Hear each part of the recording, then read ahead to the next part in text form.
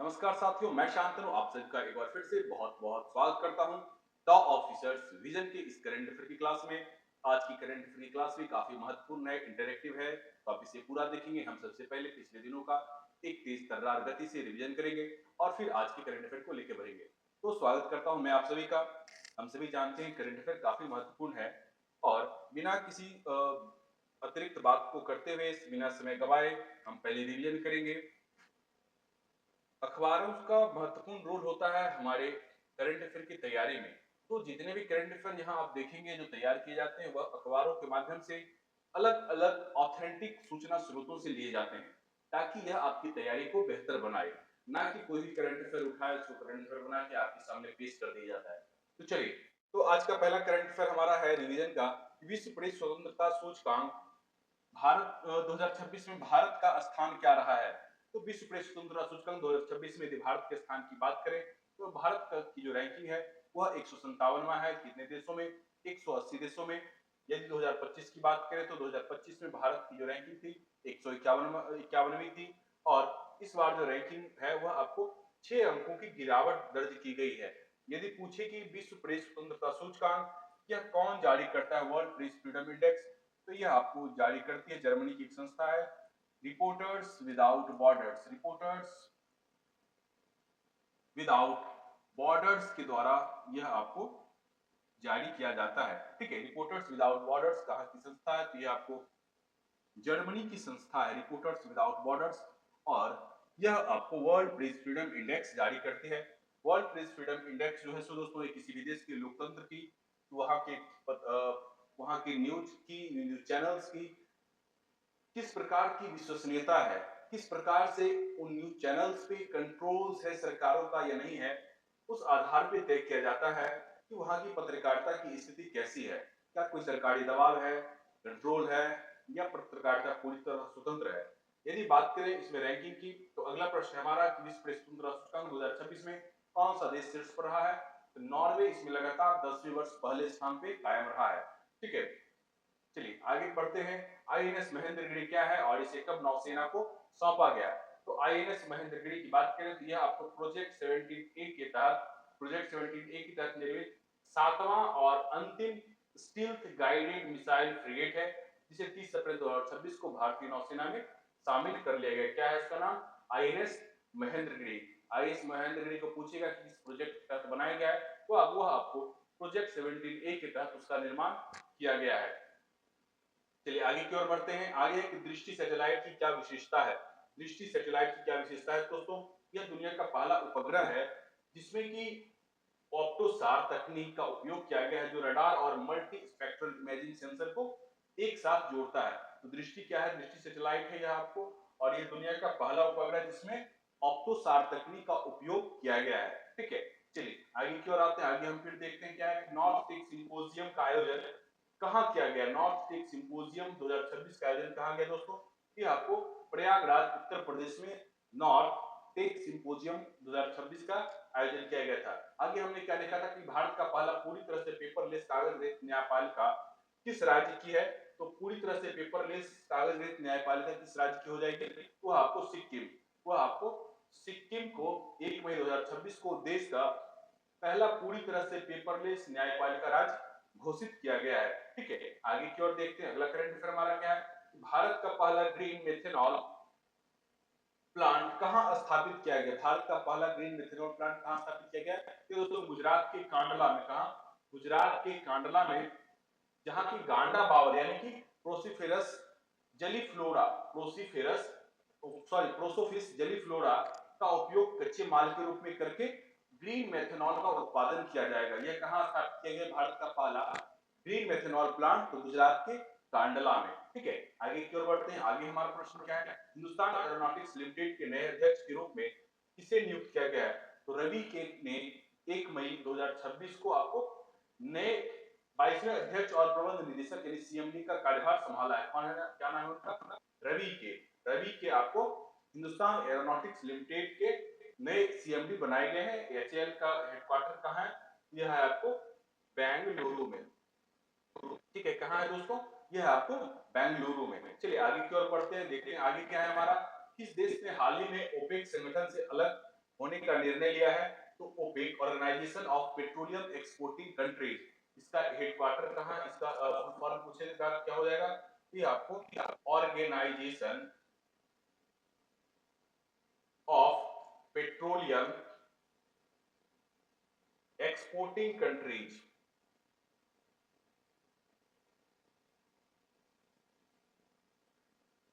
इसका हेडक्वार्टर कोई पूछ रहे कि ओपेक का हेडक्वार्टर कहाँ है, यह है आपको वियना में।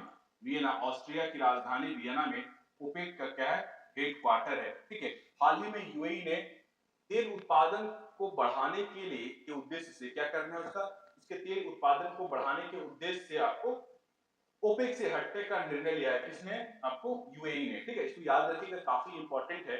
आगे हम इसकी चर्चा करेंगे दूसरे संदर्भ में, मुख्य परीक्षा के संदर्भ में भी। चलिए, मैड्रिड ओपन 2026 के पुरुष और महिला एकल का खिताब किसने जीता, तो पुरुष एकल का खिताब दोस्तों इटली के जानिक सिनर ने जीता। पूछ दिया पर कि मैड्रिड ओपन टेनिस टूर्नामेंट 2026 के पुरुष एकल का खिताब किसने जीता है, तो इटली के जानिक सिनर ने जीता है। और महिला एकल का विजेता यूक्रेन की मार्टा कोस्त्यूक बनी है। क्या, मार्टा कोस्त्यूक, क्या नाम है, मार्टा कोस्त्यूक महिला श्रेणी में विजेता बनी है, जबकि पुरुष श्रेणी में जानिक सिनर इटली के, जो कि मैड्रिड ओपन 2026 के विजेता बने हैं। आगे की ओर देखते हैं, हमारा क्या है, operation white strike. Operation white strike का उद्देश्य क्या था, तो ऑपरेशन व्हाइट स्ट्राइक, क्योंकि हम सभी जानते हैं ये इस नाम से ही स्पष्ट है, क्या व्हाइट स्ट्राइक, ये आपको मादक पदार्थ यानी कि ये एनसीबी द्वारा मुंबई में चलाया गया एक अभियान था, जिसके तहत आपको 1745 करोड़ मूल्य के 349 केजी कोकीन जब्त की गई और अंतरराष्ट्रीय तस्करी नेटवर्क को यहाँ पे एक्सपोज किया गया। ठीक है, तो ऑपरेशन व्हाइट स्ट्राइक का संबंध किससे है, यह मादक पदार्थ बेसिकली कोकीन की तस्करी को रोकने के उद्देश्य से चलाया गया था। ठीक है, किसके द्वारा, यह आपको एनसीबी के द्वारा। नेक्स्ट क्या है, ख्वारेल ऐप। ख्वारेल ऐप किस राज्य द्वारा और किस उद्देश्य से प्रारंभ किया गया, ख्वारेल ऐप किस राज्य द्वारा और किस उद्देश्य से प्रारंभ किया गया है, तो इसे प्रारंभ किया है किसने, मिजोरम की सरकार ने। ख्वारेल ऐप किस राज्य के द्वारा प्रारंभ किया गया है, यह आपको मिजोरम के द्वारा प्रारंभ किया गया, और यह आपदा प्रबंधन और रियल टाइम रिपोर्टिंग के लिए लॉन्च किया गया। क्या, आपदा प्रबंधन और रियल टाइम रिपोर्टिंग के लिए लॉन्च किया गया है। ख्वारेल का अगर अर्थ पूछ ले तो क्या होता है, तो नेचर, प्रकृति। ख्वारेल का अगर अर्थ पूछ ले दोस्तों क्या होता है, तो नेचर यानी कि प्रकृति। तो ख्वारेल ऐप किस राज्य के द्वारा लॉन्च किया गया है, मिजोरम के द्वारा। ख्वारेल का ऐप मिजोरम के द्वारा लॉन्च किया गया है, किस उद्देश्य के साथ, तो आपदा प्रबंधन के लिए लॉन्च किया गया है। ख्वारेल ऐप जो कि आपदा प्रबंधन के उद्देश्य से मिजोरम सरकार द्वारा लॉन्च किया गया है, इसमें ख्वारेल का अर्थ क्या होता है, तो प्रकृति। ठीक है, तो कई प्रश्नों का जो पैटर्न है वो कई तरह से घुमा के पूछा जा सकता है। तो यह हमारा दोस्तों रहा तेज तर्रार एक रिवीजन। चलिए, आज के करंट अफेयर को हम लोग आज पढ़ते हैं तेजी से। उम्मीद है आप इस वीडियो को देख रहे हैं, लाइक और शेयर भी कर रहे हैं अपने दोस्तों के साथ, प्रियजनों के साथ, क्योंकि बिना कहा जाता है कि ज्ञान बांटने से ही बढ़ता है, और यदि आप बांटते नहीं है तो वह ज्ञान नहीं बढ़ता है। तो इतना तो आपको करना ही चाहिए, लाइक और शेयर वीडियो को। चलिए, आज का हमारा पहला करंट अफेयर है कि प्रसार भारती के पूर्व सीईओ कौन बनाए गए, तो सीबीएफसी। ठीक है, प्रसार भारती के पूर्व सीईओ बने सीबीएफसी के नए अध्यक्ष। सीबीएफसी का फुल फॉर्म क्या होता है, central board of film certification. ठीक है, central board of film certification. और प्रसून जोशी को प्रसार भारती का अध्यक्ष नियुक्त किए जाने के बाद यह पद क्या था, तो रिक्त था। ठीक है, तो शशि शेखर वेम्पति को, इन्हें शशि शेखर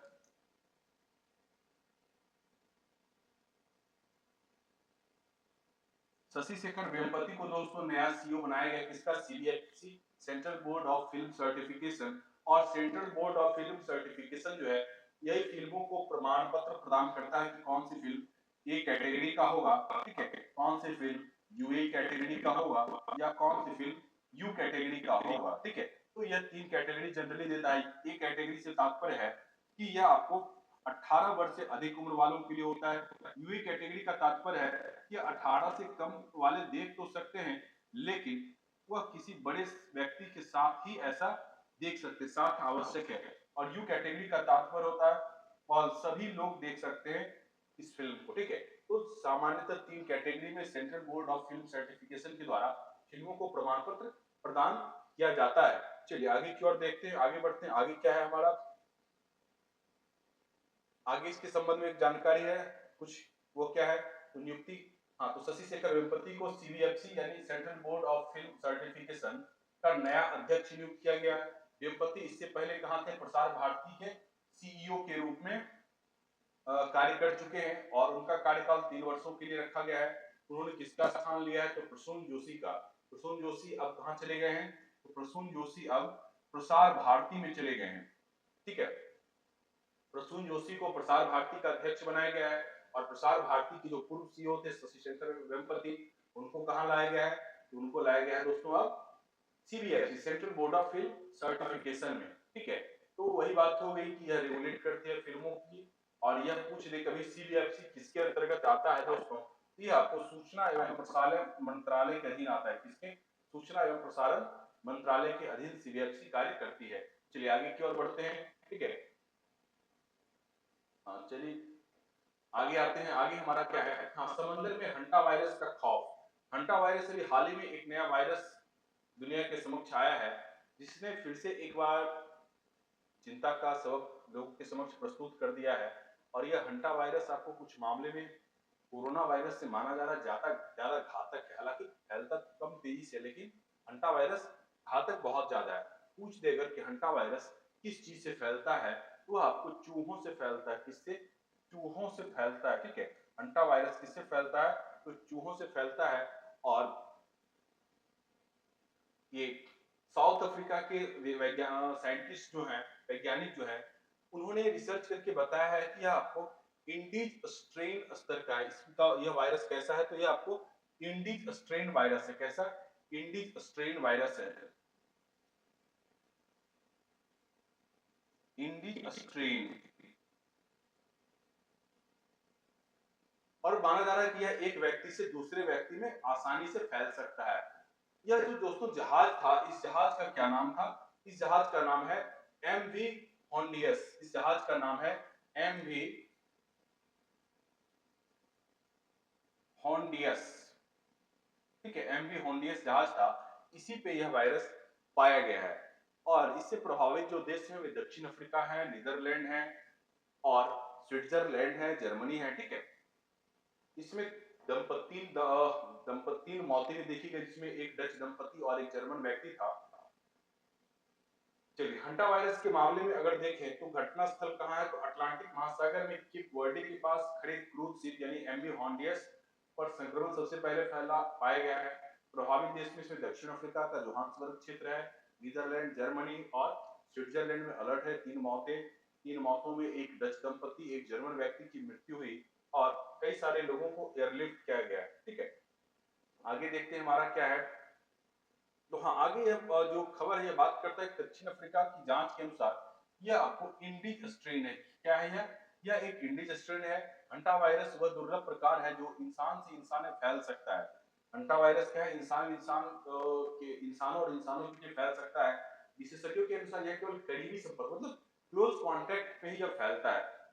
डब्ल्यूएचओ ने इस पर विश्व अंतर्राष्ट्रीय चिंता का विषय माना है और यूरोप, अफ्रीका में इसके लिए ट्रेसिंग तेज कर दी गई है, ताकि जिन लोगों में यह वायरस के लक्षण पाए गए हैं, उनको जल्दी से जल्दी लोगों को पकड़ के इलाज किया जाए, लोगों को खोज के इलाज कर दिया जाए। ठीक है, चलिए आगे की ओर आते हैं। आईआईटी मद्रास ने अभी हाल ही में अपना एक रिसर्च सेंटर खोला है। कहां, यूनाइटेड स्टेट्स में। कहां, यूनाइटेड स्टेट्स में खोला है आईआईटी मद्रास ने। और यह आपको सिलिकॉन वैली में अपना पहला ग्लोबल रिसर्च सेंटर खोला है। सिलिकॉन वैली की बात करें दोस्तों, तो हम सभी जानते हैं यह जो सिलिकॉन वैली है, यह आपको आईटी के लिए विश्व प्रसिद्ध है। इंफॉर्मेशन टेक्नोलॉजी के लिए यह आपको सिलिकॉन वैली पूछे कभी कि कहां है, तो यह आपको यूएसए के कैलिफोर्निया में है। सिलिकॉन वैली यूएसए के कैलिफोर्निया में है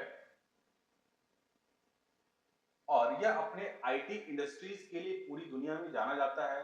और इसी सिलिकॉन वैली के नाम से ही हमारे बेंगलुरु को भारत का सिलिकॉन वैली भी कहा जाता है। ठीक है, यह केंद्र कैलिफोर्निया के मेनलो पार्क में स्थित है। इस सेंटर में लगभग $75 लाख के निवेश इस सेंटर को लगभग $75 लाख के निवेश से क्या है तैयार किया गया है। इसे IIT Madras global research foundation के तहत शुरू किया गया है। चलिए आगे की ओर बढ़ते हैं। तो इसका उद्देश्य अगर पूछ दे कभी कि क्या है, तो स्टार्टअप्स के लिए लॉन्च पैड तैयार करना। यह भारतीय डीप टेक स्टार्टअप को वैश्विक बाजार और निवेशकों से जोड़ने का काम करेगा। ठीक है। आईआईटी मद्रास एक दूसरा सेंटर भी अमेरिका के ईस्ट कोस्ट पर एक खोलने की तैयारी कर रही है। चलिए आगे की ओर आते हैं। बाकी सामान्य सी खबरें हैं। आगे हमारा मिनी प्लूटो का वायुमंडल की खोज। ठीक है, मिनी प्लूटो पर वायुमंडल की खोज। प्लूटो के पार एक छोटे और बर्फीले ग्रह के चारों ओर एक पतले और नाजुक वायुमंडल की खोज की गई है और इसे औपचारिक रूप से आपको जो नाम जो है सो दिया गया क्या 612533 2002 XV93। ठीक है। आकार की बात करें दोस्तों तो यह आपको 500 किलोमीटर चौड़ा है और सौरमंडल की सबसे छोटी ज्ञात वायुमंडल वाली वस्तु मानी जाती है। हम अगर दोस्तों बात करें ग्रहों की तो कुल 8 ग्रह हैं। कितनी 8 ग्रह हैं? 8। प्लूटो किस प्रकार का है ग्रह? तो प्लूटो को एक बौना ग्रह माना जाता है। प्लूटो को कैसा ग्रह माना जाता है? तो प्लूटो को एक बौना ग्रह माना जाता है। कभी कभी पूछ देता है क्रम क्या है। ठीक है, ग्रहों का क्रम क्या है? अगर ये इसे हम सन मान लें तो यहाँ से चलते हुए ग्रहों के क्रम को अगर देखें तो सबसे पहला कौन सा ग्रह है? वो है आपको बुध। उसके बाद क्या है? शुक्र। फिर क्या है? अर्थ यानी कि पृथ्वी। उसके बाद क्या है? पृथ्वी के बाद मंगल यानी कि मार्स। मार्स के बाद क्या है? बृहस्पति। जुपिटर। मार्स के बाद क्या है? जुपिटर यानी बृहस्पति। उसके बाद क्या है? सैटर्न यानी शनि। उसके बाद क्या है? यूरेनस। उसके बाद क्या है? नेपच्यून। और सबसे आखिरी में बाह्य ग्रह है जिसे बौना या लेटर ग्रह कहते हैं, वो है आपको प्लूटो। ठीक है, प्लूटो को वैसे ग्रह की श्रेणी से क्या कर दिया गया है? बाहर कर दिया गया है। तो ग्रहों का जो 8 ग्रहों का क्रम है, कभी अगर पूछ ले सजा के तो यह आपको 8 ग्रहों का क्रम है। इसको बहुत अच्छे से ध्यान रखिएगा। चलिए, तो पूछ ले कभी कि यह जो मीनू प्लूटो पर वायुमंडल की खोज की गई कहाँ है? तो सौरमंडल के बाहरी हिस्से में यानी कि कुइपर बेल्ट में स्थित है। कुइपर बेल्ट सबसे सौरमंडल का बाहरी हिस्सा होता है। आगे की ओर बढ़ते हैं दोस्तों। चलिए, तो यह खबर है हमारी, आप देख सकते हैं न्यूज़पेपर में। दोस्तों हमारा जो खबर होता है, हमारी जो करंट अफेयर्स है, वो पूरी तरह से अखबारों में आए जो महत्वपूर्ण तथ्य होते हैं वहां से ले जाते हैं, ताकि वो उसकी ऑथेंटिसिटी आप देख सकें। यह आपको परीक्षाओं में पूछे जाने की संभावनाएं ज्यादा होती है इन ऐसे खबरों की। चलिए आगे की ओर हम बढ़ते हैं अब। चलिए, हाँ तो दोस्तों यह रहा हमारा आज का करंट अफेयर्स। यहाँ से फिर स्टार्ट होता है रिवीजन का। तो यह रहा हमारा आज का करंट अफेयर है। उम्मीद करते हैं ये करंट अफेयर काफी इंफॉर्मेटिव रहा होगा, क्योंकि सारे के सारे करंट अफेयर्स ऑथेंटिक सोर्सेज से लिए गए हैं और इनकी ऑथेंटिसिटी ही बताती है कि इनके परीक्षाओं में पूछे जाने की संभावनाएं अधिक बनती है। तो इस वीडियो को ज्यादा से ज्यादा दोस्तों शेयर करें लोगों के साथ, और इस चैनल को अगर आपने अभी तक सब्सक्राइब नहीं किया तो प्लीज प्लीज सब्सक्राइब करें और इस वीडियो को लाइक करना बिल्कुल ना भूलें। तो मिलते हैं अगले वीडियो में, कल के वीडियो में, कल के साथ। बहुत बहुत शुक्रिया आप सभी का।